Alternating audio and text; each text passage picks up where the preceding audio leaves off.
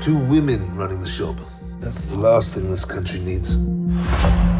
Olivia Colman and Gillian Anderson are opening up about the showdown between Queen Elizabeth II and Margaret Thatcher in Season 4 of The Crown. When the two powerful women are seen together for the first time in the series, it's clear they have two different views on how a country should be led. Colman, who plays Queen Elizabeth in the royal drama, opened up about the dynamic relationship between the two women in a Q&A following the virtual premiere of the Netflix hit's 4th season, saying, "It was terribly exciting at the beginning, powerful woman versus powerful woman, and so much in common. But they started to, well, in our story, which I think is true, absolutely hate each other. That adversarial relationship turns into a full-blown feud by the end of the season." Creator Peter Morgan said in that same discussion that he purposefully highlighted the moments in which the two women clashed the most throughout the season, saying, "It's precisely the moments where her opinions most intersect or pivot against the values of the Queen that ultimately becomes the richest episodes of The Crown." The Crown also explores more of Thatcher's upbringing, how the daughter of a grocer from Lincolnshire could grow up to become the Prime Minister.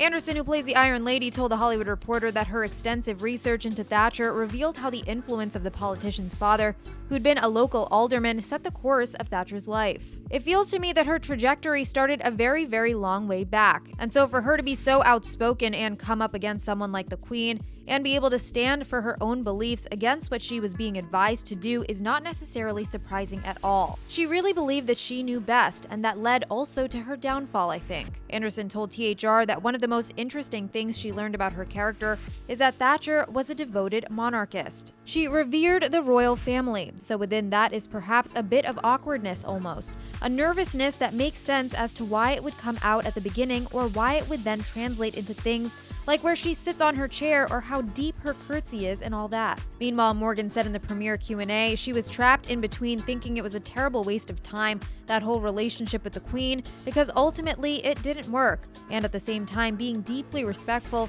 and, well, overly respectful. Despite all the insights into Thatcher's upbringing and character, it's still an indisputable fact that she was and remains a divisive figure throughout history.